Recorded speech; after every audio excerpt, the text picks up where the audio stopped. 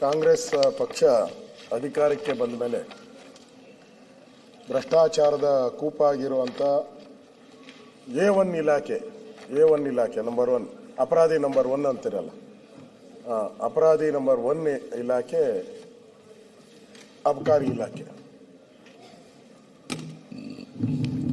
ಇಲ್ಲಿ monthly wine ಸ್ಟೋರ್ಗೆ fix, ವರ್ಗಾವಣೆ ದೊಡ್ಡ ದಂಧೆ, ಅದರ ಲಿಸ್ಟು ನಾನು ಕೊಡ್ತೀನಿ. ಆಮೇಲೆ ಕಿಕ್ ಏರೋದಲ್ಲ, ಆ ಕಿಕ್ ಲೆವೆಲ್ನೇ ಇನ್ನೂ ಜಾಸ್ತಿ ಮಾಡಿಬಿಟ್ಟಿದ್ದಾರೆ. ಕಾಸಿಗಾಗಿ ಪೋಸ್ಟಿಂಗು, ಟ್ರ್ಯಾಪ್ ಆದವರಿಗೆ ಆಯಕಟ್ಟಿನ ಹುದ್ದೆ, ವಿಭಾಗವಾರು ಮಂತ್ಲಿ ಫಿಕ್ಸು, ನಿಷ್ಕ್ರಿಯ ಲೇಸನ್ಸ್ಗಳಿಗೆ ಅದಕ್ಕೆ ಜೀವ ಆಕ್ಸಿಜನ್ ಕೊಡುವಂಥದ್ದು, ನಿಷ್ಕ್ರಿಯಕ್ಕೆ ಆಕ್ಸಿಜನ್ ಕೊಡೋದು. ಹೊಸ ಬಗೆಯ ಈ ಥರದ ಭ್ರಷ್ಟಾಚಾರ ಅಬಕಾರಿ ಇಲಾಖೆಯಲ್ಲಿ ನಡೀತಾ ಇದೆ. ಇದರಿಂದ ಇಲಾಖೆಯಲ್ಲಿ ದಿನನಿತ್ಯ ಒಂದೊಂದು ಆಡಿಯೋ ವಿಡಿಯೋ ಬರ್ತಾನೆ ಇದೆ. ದಿನನಿತ್ಯ ಒಂದೊಂದು ಆಡಿಯೋ ವಿಡಿಯೋ ಎಲ್ಲ ಬರ್ತಾ ಇದೆ. ಇದು ಕರ್ನಾಟಕಕ್ಕೆ ಸೀಮಿತ ಆಗಿಲ್ಲ, ರಾಷ್ಟ್ರ ಮಟ್ಟದಲ್ಲೂ ಸುದ್ದಿಯಾಗಿದೆ. ಆಲ್ ಇಂಡಿಯಾ ಚಾನೆಲ್ಸ್ ಅಲ್ಲೂ ಸುದ್ದಿಯಾಗಿದೆ. ನಾವು ನಿನ್ನೆಯಿಂದನೂ ಹೇಳ್ತಾ ಇದ್ದೀರಿ, ಸಿದ್ದರಾಮಯ್ಯನವ್ರ ಬಗ್ಗೆ ನಿನ್ನೆಯಿಂದನೂ ಕಾಮೆಂಟು. ಸಿದ್ದರಾಮಯ್ಯನವರು ಮೌನ ಮೂರ್ತಿ ಸಿದ್ದರಾಮಯ್ಯ ಆಗೋಗ್ಬಿಟ್ಟಿದ್ದಾರೆ. ಅಬಕಾರಿ ಇಲಾಖೆಯಲ್ಲಿ ಮೌನ ಮೂರ್ತಿ ಸಿದ್ದರಾಮಯ್ಯನವರು ನಾವು ನೋಡ್ತಾ ಇದ್ದೀರಿ. ಅದ್ರ ಬಗ್ಗೆ ಅವರು ಚಕಾರ ಮಾತೂ ಆಡ್ತಾ ಇಲ್ಲ. ಚುನಾವಣೆಗಳಿಗೋಸ್ಕರ ಹಣವನ್ನು ಕಲೆಕ್ಟ್ ಮಾಡಿ ಬೇರೆ ರಾಜ್ಯಗಳಿಗೆ ಚುನಾವಣೆ ಕಳಿಸ್ತಾ ಇದ್ದಾರೆ ಅಂತ ಈಗಾಗಲೇ ಆಪಾದನೆಗಳು ಬಂದಿದೆ. ಇದು ಒಂದು ಕಡೆ, ಅದೊಂದು ಕಡೆ ಈ ಸರ್ಕಾರ ನಾವು ಚರ್ಚೆಗೆ ಹೋಗ್ತಾ ಇದ್ದೀರಿ. ಈಗ ಇದೇನೋ ನರೇಗಾ ಇದರ ಬಗ್ಗೆ ಜಿ ಬಗ್ಗೆ ಚರ್ಚೆ ನಡೀತಾ ಇದೆ. ಗಾಂಧೀಜಿ ಹೆಸರು, ಗಾಂಧೀಜಿಯ ಆದರ್ಶಗಳು, ಗಾಂಧೀಜಿಯ ಉದ್ದೇಶಗಳು, ಗಾಂಧೀಜಿಯ ಕನಸನ್ನ ನೆನಸು ಮಾಡುವಂತ ಒಂದು ಕೆಲಸವನ್ನ ಕಾಂಗ್ರೆಸ್ ಪಾರ್ಟಿ ಮಾಡುವಂಥದ್ದಕ್ಕೆ ನಾವೆಲ್ಲ ಹೊರಟಿದ್ದೀರಿ ಅಂತೇಳಿ ನಿನ್ನೆನೂ ಕೂಡ ಹೇಳಿದ್ದಾರೆ. ಪದೇ ಕಾಂಗ್ರೆಸ್ ನಾಯಕರುಗಳಿಗೂ ಕೂಡ ಈ ಗಾಂಧಿ ಹೆಸರನ್ನ ಉಲ್ಲೇಖ ಮಾಡ್ತಾ ಇದ್ದಾರೆ.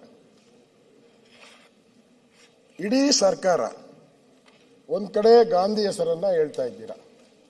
ಗಾಂಧಿ, ಮಹಾತ್ಮ ಗಾಂಧೀಜಿ, ಗಾಂಧಿ ಅಂತ ಅವರ ಆದರ್ಶನೇ ನಮಗೆ ಭಗವದ್ಗೀತೆ ಅಂತ ಹೇಳಿದ್ದೀರಾ. ನಿಮ್ಮ ಸರ್ಕಾರದ ಭಗವದ್ಗೀತೆ ಏನು? ನಿಮ್ಮ ಸರ್ಕಾರದ ಭಗವದ್ಗೀತೆ ಬೇಕಲ್ಲ. ಸಂವಿಧಾನ ಬರೆದವರು ಅಂಬೇಡ್ಕರ್ ಅವರು, ಈ ದೇಶಕ್ಕೆ ಸ್ವಾತಂತ್ರ್ಯ ತಂದು ಕೊಟ್ಟವರು ಗಾಂಧೀಜಿಯವರು. ಗಾಂಧೀಜಿಯ ಆದರ್ಶ ನಿಮ್ಮ ಇಲಾಖೆ ಏನ್ ಮಾಡ್ತಾ ಇದೆ? ಗಾಂಧೀಜಿ ಆದರ್ಶ ಪಾಲನೆ ಮಾಡಬೇಕಲ್ಲ ನಿಮ್ಮ ಇಲಾಖೆಯವರು. ಸುಮ್ಮನೆ ಒಂದು ಝಲಕ್ ಕೊಡ್ತೀನಿ. ರಾಜ್ಯದ ಮುಖ್ಯಮಂತ್ರಿಗಳು ಹಾಗೂ ಉಪಮುಖ್ಯಮಂತ್ರಿಗಳು ಹಾಗೂ ಸಂಪುಟ ದರ್ಜೆಯ ಸಚಿವರು ಹುಬ್ಬಳ್ಳಿಗೆ ಆಗಮಿಸುತ್ತಿದ್ದಾರೆ. ಮಟ್ಟೂರು ರಸ್ತೆಯಲ್ಲಿ ಕರ್ನಾಟಕ ಗೃಹ ಮಂಡಳಿ ವತಿಯಿಂದ ನಿರ್ಮಾಣಗೊಂಡಿರುವ ಕರ್ನಾಟಕ ಗೃಹ ಮಂಡಳಿ ವಸತಿ ಯೋಜನೆಗೆ ಅಡಿಯಲ್ಲಿ ನಿರ್ಮಾಣಗೊಂಡಿರುವ ಮನೆಗಳ ಫಲಾನುಭವಿಗಳಿಗೆ ಹಂಚಿಕೆ ಮಾಡುವ ಕಾರ್ಯಕ್ರಮದ ಉದ್ಘಾಟನಾ ಕಾರ್ಯಕ್ರಮವು ಇರುವುದರಿಂದ ಸುಮಾರು 1.5 ಲಕ್ಷ ಜನ ಕಾರ್ಯಕ್ರಮಕ್ಕೆ ಬರ್ತಾರೆ. ಸದರಿ ಕಾರ್ಯಕ್ರಮದಲ್ಲಿ ಭಾಗವಹಿಸುವ ಸಾಧ್ಯತೆಗಳು ಇರುತ್ತವೆ. 2 ಲಕ್ಷ ಜನ ಬರ್ತಾರೆ. ಆದ್ದರಿಂದ ಸರ್ಕಾರ, ಅಧಿಕಾರಿ ಅಂದ್ರೆ ಸರ್ಕಾರ, ಆಮೇಲೆ ನಮ್ಮವರಲ್ಲ ಅಂತ ಹೇಳ್ಬಿಡ್ಬಾರ್ದು. ನಾನು ಇವರನ್ನೇ ಎಲ್ಲ ಅಂದ್ಬಿಡ್ತಾರೆ ನಮ್ಮ CM ಅವರು. ಅದಕ್ಕೆ ಫಸ್ಟ್ ಹೇಳ್ಬಿಟ್ಟಿದ್ದೀನಿ, ಅಧಿಕಾರಿಗಳು ಭಾಗವಹಿಸುವ ಸಾಧ್ಯತೆ ಇರುವುದರಿಂದ ಹುಬ್ಬಳ್ಳಿಯ ಎಲ್ಲಾ ಸನ್ನದುದಾರರು, ಅಂಗಡಿಗಳು, ವೈನ್ ಸ್ಟೋರು, ಬಾರು, ಇವೆಲ್ಲ CVL 7, 2, 3, 4, 5, 6, 7 ಎಲ್ಲ ತಮ್ಮ ಅಂಗಡಿಗಳಲ್ಲಿ ಸಾಕಷ್ಟು ಪ್ರಮಾಣದ ಮದ್ಯ ಹಾಗೂ ಬಿಯರ್, ಚಳಿಗಾಲಕ್ಕೆ ಬಿಯರ್ ಯಾಕೆ ಕುಡಿತಾರೆ ಇವರು? ಅದು ಬಿಯರು KST CL ಡಿಪೋದಿಂದ ಪಡೆದು ಸರ್ಕಾರದ ಉದ್ದೇಶ ಹೆಚ್ಚಿನ ವ್ಯಾಪಾರವನ್ನು ಮಾಡಿ, ಹೆಚ್ಚಿನ ವ್ಯಾಪಾರವನ್ನು ಮಾಡುವ ಪ್ರಯೋಜನವನ್ನು ಪಡೆದುಕೊಳ್ಳಲು ಈ ಮೂಲಕ ಎಲ್ಲ ಸನ್ನದ್ಧದಾರರಿಗೆ ಸೂಚಿಸಲಾಗಿದೆ. ಸಿದ್ದರಾಮಯ್ಯನವರು ಯಾಕೆ ನಗ್ತೀರಾ? ಸಿದ್ದರಾಮಯ್ಯನವರು ಅಂದ್ರೆ ಅವರು ನೇಮಕ ಮಾಡಿರೋ ಅಧಿಕಾರಿಗಳು, ಅವರೇ ತಾನೇ ಪೋಸ್ಟಿಂಗ್ ಮಾಡೋದು. ಮಂತ್ರಿ ಅಲ್ಲಿದ್ದಾರೆ, ಪೋಸ್ಟಿಂಗ್ ಮಾಡಿದ್ದಾರೆ, ಅವರು ಹೇಳಿದ್ದಾರೆ. ಹೇಳ್ತೀನಿ ಅದನ್ನು ನಾನು ಹೇಳಬಾರ್ದು. ಕಾಂಗ್ರೆಸ್ಸಿನ ಕಾರ್ಯಕರ್ತರು ಬರ್ತಾರೆ ಅಂದ್ರೆ, ಕಾಂಗ್ರೆಸ್ಸಿನ ನಾಯಕರಿಗೆ ಬರ್ತಾರೆ ಅಂದ್ರೆ ಅವ್ರಿಗೆ ಕುಡ್ಸಕ್ಕೆ ನೀವು ಈ ಯೋಜನೆಯನ್ನು ಮಾಡಿದ್ದೀರಾ. ಕಾಂಗ್ರೆಸ್ ಕಾರ್ಯಕರ್ತರಿಗೆ ಮನೆ ಹಂಚೋ ಕಾರ್ಯಕ್ರಮ ಇದು, ಮನೆ ಹಾಳು ಮಾಡೋ ಕಾರ್ಯಕ್ರಮ ಮಾಡ್ತಾ ಇದ್ದೀರಾ ನೀವು. ಮನೆ ಹಾಳು ಮಾಡೋದು, ಕುಡಿಸಿ. ಮಹಾತ್ಮ ಗಾಂಧೀಜಿ ಹೇಳಿದ್ರು, ಕುಡಿತವನ್ನ ರದ್ದು ಮಾಡಿ, ಕುಡಿತ ಮಾಡಿದ್ರೆ ಮನೆ ಹಾಳಾಗುತ್ತೆ ಅಂದ್ರು. ಈ ಸರ್ಕಾರ ಏನ್ ಮಾಡಿದೆ? ಕುಡೀರಿ ಅಂತ ಹೇಳಿ ಅಫಿಷಿಯಲ್ ವಾಟ್ಸಾಪ್ ನಂಬರ್ ಎಲ್ಲ ಬೇಕಾದ್ರೆ ಹೇಳ್ತೀನಿ. Number 7204606020 WhatsApp group. ಅವನು ಎಷ್ಟು ಜನಕ್ಕೆ ಮಾಡಿದ್ದಾನೆ ಅಂದ್ರೆ ಸುಮಾರು 15-20 ಜನಕ್ಕೆ. ಪ್ರದೀಪ್, ಪ್ರಕಾಶ್, ಹರೀಶ್ ಎಲ್ಲ ಇವರೆಲ್ಲ ಇನ್ಸ್ಪೆಕ್ಟರ್ಗಳು, ಅಂಗಡಿ ಇನ್ಸ್ಪೆಕ್ಟರ್ಗಳು, ಇವರೆಲ್ಲ ಅಧಿಕಾರಿಗಳು. ಆ ಪುಣ್ಯಾತ್ಮ ಯಾರು? ಆ ಪುಣ್ಯಾತ್ಮ ಏನ್ ಮಾಡಿದ್ದಾನೆ ಇದರಲ್ಲಿ?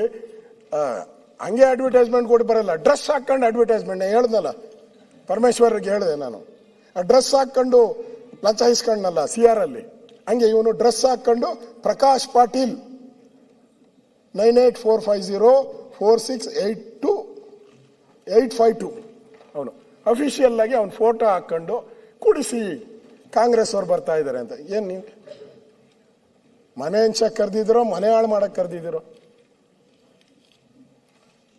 ಆಯ್ತು, ಅದನ್ನು ಅಲ್ಲಿಗೆ ಬಿಡ್ತೀನಿ ನಾನು. ಸರ್ಕಾರ ನೀವು ನಮ್ದೇನೋ ಅದೇನೋ ಹೇಳಿದ್ರಲ್ಲ, ಇಲ್ಲ ಅದು ನಮ್ದು ಶಾಂತ, ಅದೇನೋ ಏನು ಹೇಳಿದೆ, ಸಂವೇದನೆ ಪಾಠ ಹೇಳ್ಕೊಟ್ಬಿಟ್ಟು ನಾನು ಇಲ್ಲಿ ಕೂತ್ಕೊಂಡ ವಿವೇಚನೆ ನಾನು ಇದಾದ್ಮೇಲೆ ಅಧ್ಯಕ್ಷರೇ ಸ್ವಲ್ಪ ಗಂಟ್ಲು ಇದಿತ್ತು, ಅಲ್ಲಿ ಕುಡಿಯೋಣ ಅಂತ ಹೋದೆ.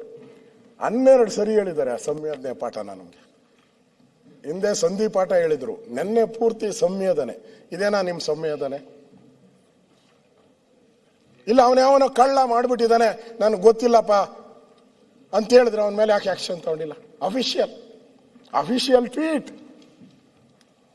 ಅಫಿಷಿಯಲ್ ಟ್ವೀಟ್ ಮಾಡಿದ್ದಾನೆ. ಅಂದ್ರೆ ಕಾಂಗ್ರೆಸ್ ಕಾರ್ಯಕ್ರಮ, ಮನೆ ಹಂಚೋ ಕಾರ್ಯಕ್ರಮಕ್ಕೂ ನೀವು ಕುಡೀರಿ ಅಂದ್ರೆ ಏನರ್ಥ? ಗಾಂಧೀಜಿ ಆಶಯಗಳಿಗೆ ನೀವೆಲ್ಲಿ ಬೆಲೆ ಕೊಡ್ತಾ ಇದ್ದೀರಾ? ಇವ್ರ ಮೇಲೆ ಏನ್ ಕ್ರಮ ಮಾಡ್ತೀರಾ ನೀವು? ಇದರಲ್ಲಿ ಮಂತ್ಲಿ ಫೀಸ್ ಇಲ್ಲ ಅಂದ್ರೆ ಇಷ್ಟೊತ್ತಿಗೆ ಇವನ ಮೇಲೆ ಆಕ್ಷನ್ ಆಗ್ಬೇಕಾಯ್ತು. ಮಂತ್ಲಿ ಫೀಸ್ ಇದೆ, ಅದಕ್ಕೆ ಅವನು ಮುಟ್ಟಿಲ್ಲ, ಬಿಟ್ಟು ಬಿಟ್ಟಿದ್ದಾರೆ. ಇವನು ಒಳ್ಳೆ ಕೆಲಸ ಮಾಡಿದ್ಯಾ ಪುಣ್ಯಾತ್ಮ, ನೀನು ಹಿಂಗೆ ಕೂಡಿಸ್ತಾ ಇರೋ ಎಲ್ಲರಿಗೂ, ಎಲ್ಲೇ ಸಮಾರಂಭ ಆತತ್ತು ಅಂತ ಹೇಳಿ ಬಿಟ್ಟು ಬರ. ಇನ್ನು ಸರ್ಕಾರಕ್ಕೆ ದುಡ್ಡು ಒಂದೇ ಬೇಕು ಅನ್ನೋದಾದ್ರೆ ಮಾಡಿ, ಇಂಥ ಕೆಲಸನೇ ಮಾಡಿ. ಎಲ್ಲೆಲ್ಲಿ ಕಾಂಗ್ರೆಸ್ ಕಾರ್ಯಕ್ರಮ ಆಗುತ್ತೋ ಅಲ್ಲೆಲ್ಲ ಹಂಚಿ. ಇದು ಅವನು ಬರೆದಿರೋ ಲೆಟ್ರ್ ಓದ್ತಾ ಇದ್ದೀನಿ. ತಪ್ಪಿದ್ರೆ ಕ್ಷಮೆ ನಂದು, ಏನು 100% ಏನು ತಪ್ಪಿಲ್ಲ. ಅವನು ಏನು ಬರೆದಿದ್ದಾರೋ ಅದ್ರ ಟ್ವೀಟನ್ನ ನಾನು ಹೇಳಿದ್ದೀನಿ. ಅಧ್ಯಕ್ಷೆ, ಅಶೋಕಣ್ಣ 1 ಮಿನಿಟ್ ಇಲ್ಲ ಆದ್ರೆ ಆ ಕಾರ್ಯಕ್ರಮದ ಬಗ್ಗೆ ತಾವು ಮಾತಾಡ್ಬೇಕಾದ್ರೆ 1 ನಿಮಿಷ. ಬಹಳ ಒಳ್ಳೆ ಕಾರ್ಯಕ್ರಮ ಇಡೀ ಉತ್ತರ ಕರ್ನಾಟಕದಲ್ಲಿ ಆಗಿದೆ. ಎಕ್ಸೈಸ್ ಬಗ್ಗೆ ಮಾತಾಡಿಲ್ಲ, ಆದ್ರೆ ಆ ಕಾರ್ಯಕ್ರಮ ಬಡವರಿಗೆ ಆದಂತ ಕೊಟ್ಟ ಕಾರ್ಯಕ್ರಮ ಹೊರತಾಗಿ ಮದ್ಯ ಹಂಚತಕ್ಕಂಥ ಕಾರ್ಯಕ್ರಮ ಅಲ್ಲ ಸರ್. ರಾಂಗ್ ಮೆಸೇಜ್ ಹೋಗಬಾರ್ದು ಅಂತ ಹೇಳಿದೆ ಅಷ್ಟೇ. ಕೂತ್ಕೊಂಡು ಚರ್ಚೆ ಮಾಡಬೇಡಿ ಮಾರ್ರೆ, ನಿಮ್ಮಲ್ಲಿ ಏನಾಗಿದೆ? ಅಧ್ಯಕ್ಷರೇ, ಹಂಗೇನಾನ ಇದ್ದಿದ್ರೆ ಅವನು ತಪ್ಪು ಮಾಡಿದ್ದಾನೆ ಅಂದಿದ್ರೆ ಕ್ರಮ ತೆಗೆದುಕೊಳ್ತಾ ಇತ್ತು. ಕ್ರಮ ತೆಗೆದುಕೊಂಡಿಲ್ಲ ಅಂದ್ರೆ ಇವ್ರ ಇನ್ವಾಲ್ವ್ಮೆಂಟ್, ಸರ್ಕಾರದ ಇನ್ವಾಲ್ವ್ಮೆಂಟ್ ಅಂತ. ಅದಾದ್ಮೇಲೆ ಸಂಯುಕ್ತ ಕರ್ನಾಟಕ ಅಬಕಾರಿ ಹಗರಣಗಳ ಕುರಿತು ಶೀಘ್ರವೇ ರಾಹುಲ್